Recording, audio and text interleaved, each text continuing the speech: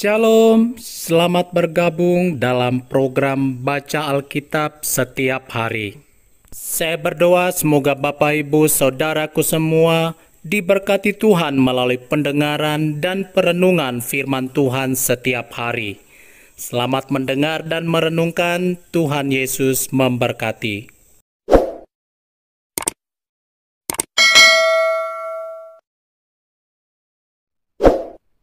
Yeremia pasal 51. Hukuman Tuhan atas Babel. Beginilah firman Tuhan. Sesungguhnya aku menggerakkan terhadap Babel, terhadap penduduk negeri orang-orang Kasdim, suatu semangat pemusnah. Aku akan mengirim ke Babel penampi-penampi yang akan menampinya, dan yang akan menyapu bersih negerinya, sebab mereka mengepungnya dari segala pihak pada hari malapetaka. Hendaklah si pemanah membidikkan panahnya kepada orang yang membidik, dan kepada orang yang berbaju sirah. Janganlah merasa sayang akan teruna-terunanya, tumpaslah segala tentaranya. Orang-orang yang terbunuh akan rebah di negeri orang-orang Kasdim, dan orang-orang yang luka parah di jalan-jalannya. Sungguh, Israel dan Yehuda tidak ditinggalkan sebagai janda oleh Allahnya, oleh Tuhan semesta alam, sebab negeri orang Kasdim penuh dengan kesalahan terhadap Yang Maha Kudus Allah Israel. Larilah dari tengah-tengah Babel, hendaklah setiap orang menyelamatkan nyawanya, supaya kamu jangan tertumpas karena kesalahannya. Sebab inilah waktu pembalasan bagi Tuhan, Ia membayar ganjaran kepadanya. Babel tadinya seperti piala emas di tangan Tuhan, yang memabukkan seluruh bumi. Bangsa-bangsa minum dari anggurnya, itulah sebabnya bangsa-bangsa menjadi gila. Tiba-tiba Babel jatuh dan pecah, ratapilah dia. Ambillah balsam untuk lukanya, mungkin ia menjadi sembuh. Kami tadinya mau menyembuhkan Babel, tetapi ia tidak dapat disembuhkan. Tinggalkanlah dia. Marilah kita pulang masing-masing ke negerinya. Sungguh, penghukumannya sudah sampai ke langit, sudah menjangkau awan-awan. Tuhan telah membuat segala kebenaran kita menjadi nyata. Marilah kita ceritakan di Sion perbuatan Tuhan, Allah kita. Lancipkanlah anak-anak panah, siapkanlah perisai-perisai. Tuhan telah membangkitkan semangat raja-raja Media, sebab rencananya terhadap Babel ialah untuk memusnahkannya. Itulah pembalasan Tuhan, pembalasan karena bait sucinya. Angkatlah panji-panji terhadap tembok-tembok Babel, perkuatlah penjagaan, tempatkanlah orang-orang jaga, persiapkanlah penghadangan, sebab Tuhan telah merencanakan dan melaksanakan juga apa yang diancamkannya terhadap penduduk Babel. Hai engkau yang tinggal di tepi sungai besar, yang mempunyai kekayaan besar, akhir hidupmu sudah datang, batas hidupmu sudah sampai. Tuhan semesta alam telah bersumpah demi dirinya sendiri. Sungguh pun engkau penuh dengan manusia-manusia seperti belalang, tetapi orang akan mengangkat pekik pertempuran terhadapmu. Tuhanlah yang menjadikan bumi dengan kekuatannya, yang menegakkan dunia dengan kebijaksanaannya, dan yang membentangkan langit dengan akal budinya. Apabila Ia memperdengarkan suaranya, menderulah bunyi air di langit. Ia menaikkan kabut awan dari ujung bumi. Ia membuat kilat serta dengan hujan, dan mengeluarkan angin dari perbendaharaannya. Setiap manusia ternyata bodoh, tidak berpengetahuan, dan setiap pandai emas akan menjadi malu karena patung buatannya. Sebab patung tuangannya itu adalah tipu, tidak ada nyawa di dalamnya. Semuanya adalah kesia-siaan, pekerjaan yang menjadi buah ejekan, dan yang akan binasa pada waktu dihukum. Tidaklah begitu dia yang menjadi bagian Yakub, sebab dialah yang membentuk segala-galanya, dan Israel adalah suku miliknya. Namanya ialah Tuhan semesta alam. Engkau tadinya adalah palu godam bagiku, senjata perang. Dengan engkau aku menghancurkan bangsa-bangsa. Dengan engkau aku memusnahkan kerajaan-kerajaan. Dengan engkau aku menghancurkan kuda dan pengendaranya. Dengan engkau aku menghancurkan kereta dan penunggangnya. Dengan engkau aku menghancurkan orang laki-laki dan perempuan. Dengan engkau aku menghancurkan orang tua dan muda. Dengan engkau aku menghancurkan teruna dan darah. Dengan engkau aku menghancurkan gembala dan kawanan dombanya. Dengan engkau aku menghancurkan petani dan lembu pembajaknya. Dengan engkau aku menghancurkan bupati-bupati dan pembesar-pembesar. Namun aku akan membalaskan kepada Babel dan kepada segenap penduduk negeri orang Kasdim segala kejahatan yang telah mereka lakukan terhadap Sion di depan matamu sendiri. Demikianlah firman Tuhan. Sesungguhnya aku menjadi lawanmu, hai gunung pemusnah. Demikianlah firman Tuhan, yang memusnahkan seluruh bumi. Aku akan mengacungkan tanganku kepadamu, menggulingkan engkau dari bukit batu, dan membuat engkau menjadi gunung api yang telah padam. Orang tidak akan mengambil batu penjuru atau batu dasar daripadamu, tetapi engkau akan menjadi tempat tandus yang kekal. Demikianlah firman Tuhan. Angkatlah panji-panji di bumi, tiuplah sangkakala di antara bangsa-bangsa. Persiapkanlah bangsa-bangsa berperang melawan Babel. Kerahkanlah kerajaan-kerajaan melawannya, Ararat, Mini, dan Askenas. Angkatlah seorang panglima melawannya. Tampilkanlah kuda seperti kawanan belalang. Persiapkanlah bangsa-bangsa berperang melawannya. Raja-raja Media beserta bupati-bupati dan pembesar-pembesarnya, dan setiap negeri yang di bawah kuasanya. Bumi berguncang dan bergetar sebab perancangan Tuhan terhadap Babel sedang terlaksana, yakni untuk membuat negeri Babel menjadi tempat tandus yang tidak berpenduduk. Pahlawan-pahlawan Babel telah berhenti berperang. Mereka tinggal duduk di kubu-kubu pertahanan. Kegagah beranian mereka sudah lenyap. Mereka sudah menjadi seperti perempuan. Tempat-tempat tinggalnya sudah terbakar. Palang-palang pintunya sudah patah. Pesuruh-pesuruh cepat berlari susul menyusul. Pembawa-pembawa kabar susul menyusul untuk mengabarkan kepada Raja Babel bahwa kotanya telah direbut dari segala penjuru. Tempat-tempat penyeberangan telah diduduki. Benteng-benteng pertahanan telah dihanguskan dengan api. Prajurit-prajurit telah menjadi gempar. Sebab beginilah firman Tuhan semesta alam, Allah Israel. Putri Babel adalah seperti tempat pengirikan pada waktu orang menginjak-injaknya. Sedikit waktu lagi akan datang waktu panen baginya. Aku dimakan habis, dihamburkan oleh Nebukadnezar Raja Babel, diletakkan seperti mangkuk yang kosong. Ia menelan aku seperti ular naga. Ia memenuhi perutnya dengan pangananku. Yang enak-enak, ia membuangkan aku. Biarlah penggagahan dan penghancuran atasku tertimpa kepada Babel. Begitulah hendaknya berkata penduduk Sion.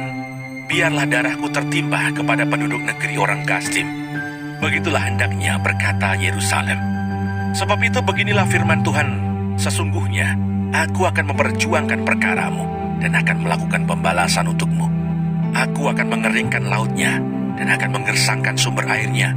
Babel akan menjadi timbunan puing, tempat persembunyian serigala-serigala, tempat kengerian dan suitan tanpa penduduk. Bersama-sama mereka mengaum seperti singa-singa muda, menggeram seperti anak-anak singa.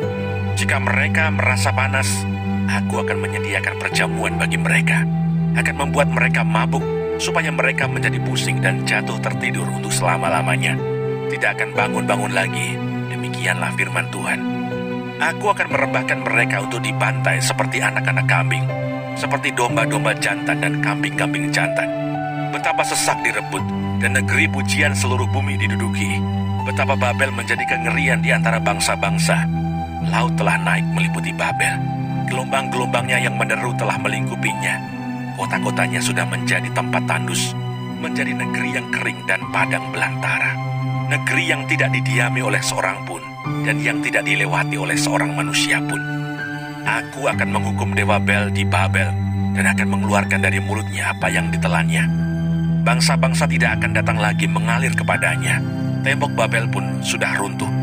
Keluarlah dari tengah-tengahnya, hai umatku.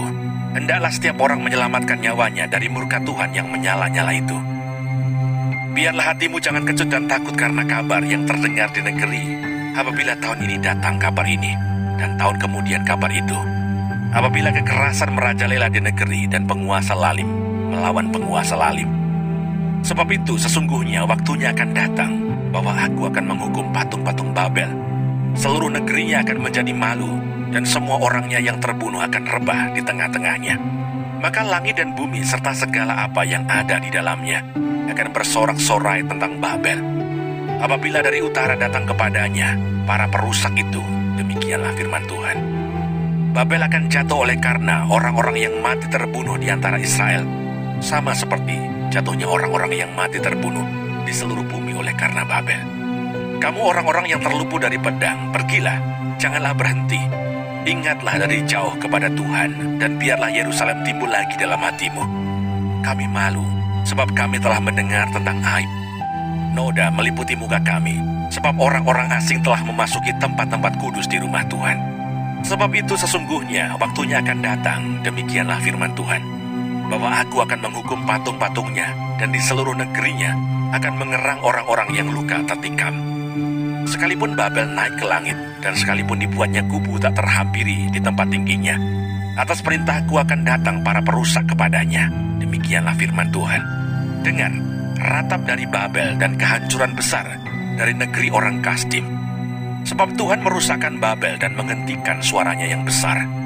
Biarpun gelombang-gelombangnya menderu seperti air besar dan suaranya bertambah ribut, namun atas Babel akan datang perusak.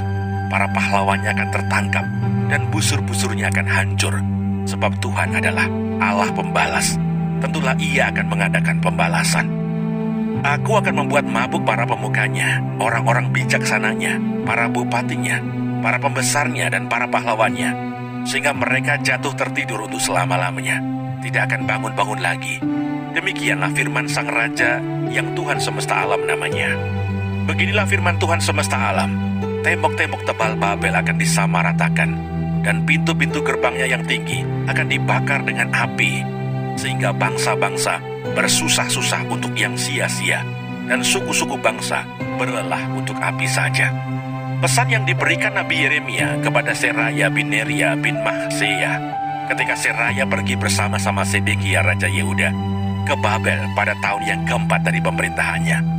Seraya waktu itu adalah kepala perlengkapan.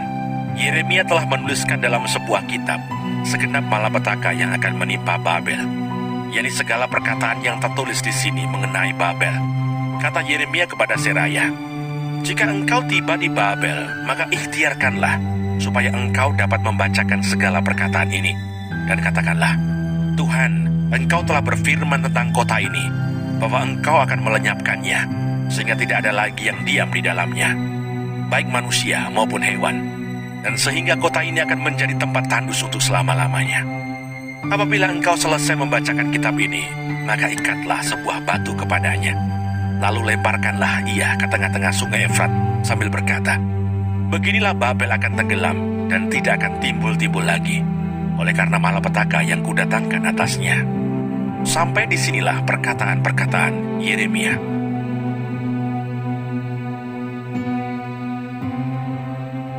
Yeremia pasal 52.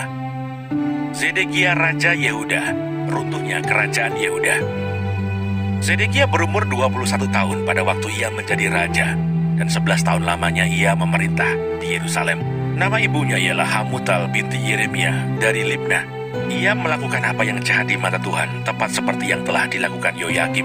Sebab oleh karena murka Tuhanlah hal itu terjadi terhadap Yerusalem dan Yehuda, yang dibawa ia sampai membuang mereka dari hadapannya. Zedekia memberontak terhadap Raja Babel. Maka pada tahun ke-9 dari pemerintahannya, dalam bulan yang ke-10, pada tanggal 10 bulan itu, datanglah Nebukadnezar Raja Babel dengan segala tentaranya menyerang Yerusalem. Berkemahlah mereka mengebungnya, dan didirikan merekalah tembok pengepungan sekelilingnya. Demikianlah kota itu terkepung sampai tahun yang ke-11 pemerintahan Raja Zedekia.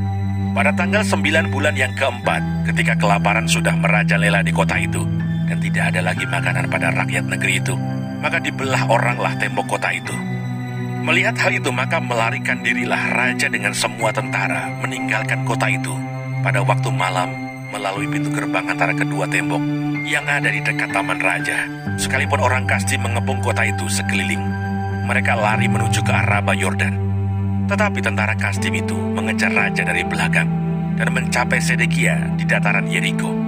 Segala tentaranya telah berserak-serak meninggalkan dia. Mereka menangkap raja dan membawa dia ke Riblah di tanah Hamat kepada Raja Babel yang menjatuhkan hukuman atas dia. Raja Babel menyuruh menyembelih anak-anak Zedekia di depan matanya. Juga semua pemuka Yehuda disembelihnya di Riblah. Kemudian mata Zedekia dibutakannya, lalu ia dibelenggu dengan rantai tembaga. Kemudian Raja Babel membawa dia ke Babel dan menaruhnya dalam rumah hukuman sampai kepada hari matinya. Dalam bulan yang kelima pada tanggal 10 bulan itu, itulah tahun ke-19 pemerintahan Nebukadnezar Raja Babel. Datanglah Nebuzaradan, kepala pasukan pengawal, yang melayani Raja Babel ke Yerusalem. Ia membakar rumah Tuhan, rumah Raja, dan segala rumah di Yerusalem. Segala rumah orang-orang besar dibakarnya dengan api. Segala tembok sekeliling kota Yerusalem dirobohkan oleh tentara Kasdim yang ada bersama-sama dengan kepala pasukan pengawal itu. Sebagian dari orang-orang yang paling lemah dan sisa-sisa rakyat yang masih tinggal di kota itu dan pembelot-pembelot yang menyeberang ke pihak Raja Babel, dan sisa-sisa para pekerja tangan diangkut ke dalam pembuangan oleh Nebuzaradan, kepala pasukan pengawal itu. Hanya beberapa orang miskin dari negeri itu ditinggalkan oleh Nebuzaradan, kepala pasukan pengawal itu, untuk menjadi tukang-tukang kebun anggur dan peladang-peladang. Juga tiang-tiang tembaga yang ada di rumah Tuhan, dan kereta penopang dan laut tembaga yang ada di rumah Tuhan dipecahkan oleh orang Kasdim, dan seluruh tembaganya diangkut mereka ke Babel. Kuali-kuali, penyodok-penyodok, pisau-pisau, bokor-bokor penyiraman dan cawan-cawan, dan segala perkakas tembaga yang dipakai untuk menyelenggarakan kebaktian diambil mereka. Juga pasu-pasu, perbaraan-perbaraan, bokor-bokor penyiraman, kuali-kuali, kandil-kandil, cawan-cawan dan piala-piala, baik segala yang dari emas maupun segala yang dari perak, diambil oleh kepala pasukan pengawal itu. Adapun kedua tiang laut yang satu itu dan ke-12 lembu tembaga yang ada di bawah kereta penopang yang dibuat oleh Raja Salomo untuk rumah Tuhan, tiada tertimbang tembaga segala perkakas ini. Adapun tiang-tiang itu, satu tiang 18 hasta tingginya, dan dapat dililit oleh tali yang 12 hasta panjangnya, tebalnya 4 jari dan geronggang dari dalam. Di atasnya ada ganja dari tembaga.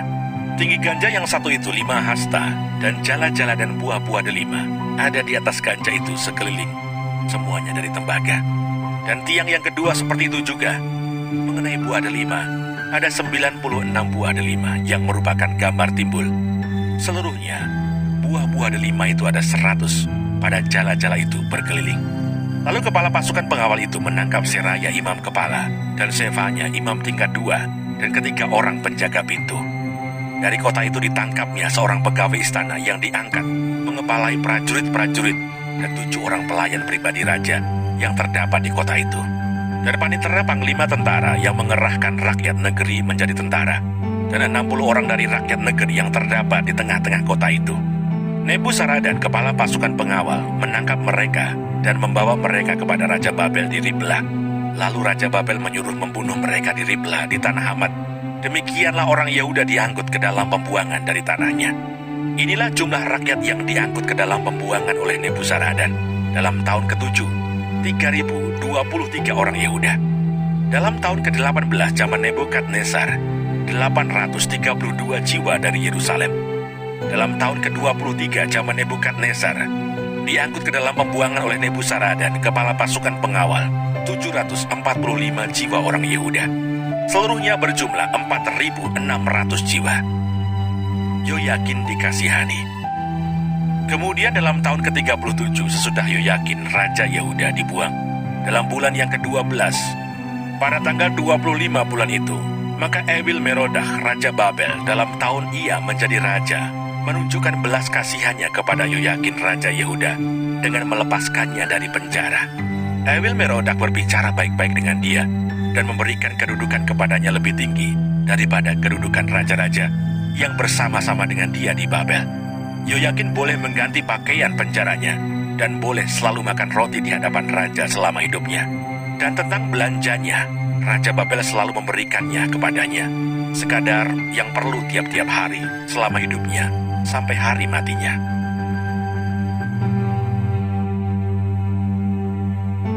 Kitab Ratapan. Ratapan pasal 1. Keruntuhan dan kesunyian Yerusalem. Ah, betapa terpencilnya kota itu, yang dahulu ramai. Laksana seorang jandalah ia, yang dahulu agung di antara bangsa-bangsa, yang dahulu ratu di antara kota-kota, sekarang menjadi jajahan. Pada malam hari terseduh-seduh ia menangis.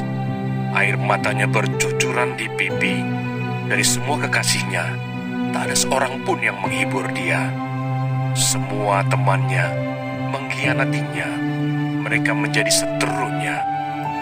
Yehuda telah ditinggalkan penduduknya karena sengsara dan karena perbudakan yang berat. Ia tinggal di tengah-tengah bangsa-bangsa, namun tidak mendapat ketenteraman. Siapa saja yang menyerang dapat memasukinya pada saat ia terdesak. Jalan-jalan ke Sion diliputi duka cita karena pengunjung-pengunjung perayaan tiada. Sunyi senyaplah segala pintu gerbangnya. Berkeluh kesahlah imam-imamnya, bersedih pedih darah-darahnya, dan dia sendiri pilu hatinya. Lawan-lawan menguasainya, seteru-seterunya berbahagia. Sungguh, Tuhan membuatnya merana karena banyak pelanggarannya. Kanak-kanaknya berjalan di depan lawan sebagai tawanan. Lenyaplah dari putri Sion segala kemuliaannya. Pemimpin-pemimpinnya bagaikan rusa yang tidak menemukan padang rumput. Mereka berjalan tanpa daya di depan yang mengejarnya.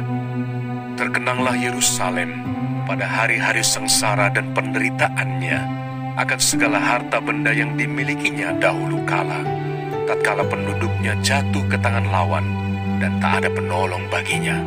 Para lawan memandangnya dan tertawa karena keruntuhannya. Yerusalem sangat berdosa sehingga najis adanya. Semua yang dahulu menghormatinya sekarang menghinanya karena melihat telanjangnya, dan dia sendiri berkeluh kesah dan memalingkan mukanya. Kenajisannya melekat pada ujung kainnya. Ia tak berpikir akan akhirnya.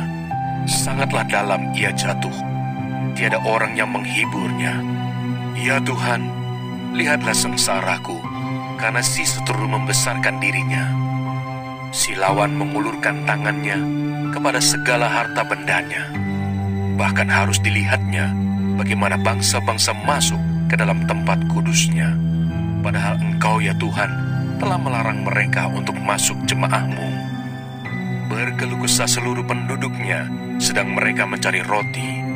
Harta benda mereka berikan ganti makanan untuk menyambung hidupnya. Lihatlah ya Tuhan, pandanglah betapa hina aku ini. Acuh tak acuhkah kamu sekalian yang berlalu? Pandanglah dan lihatlah, apakah ada kesedihan seperti kesedihan yang ditimpakan Tuhan kepadaku, untuk membuat aku merana tatkala murkanya menyala-nyala. Dari atas dikirimnya api, masuk ke dalam tulang-tulangku, dihamparkannya jaring di muka kakiku, didesaknya aku mundur, aku dibuatnya terkejut, kesakitan sepanjang hari. Segala pelanggaranku adalah kuk yang berat, suatu jalinan yang dibuat tangan Tuhan, yang ditaruh di atas tengkukku, sehingga melumpuhkan kekuatanku. Tuhan telah menyerahkan aku ke tangan orang-orang yang tidak dapat kutentangi. Tuhan membuang semua pahlawanku yang ada dalam lingkunganku. Ia menyelenggarakan pesta menentang aku untuk membinasakan teruna-terunaku. Tuhan telah menginjak-injak putri Yehuda, darah itu, seperti orang mengirik memeras anggur. Karena inilah aku menangis.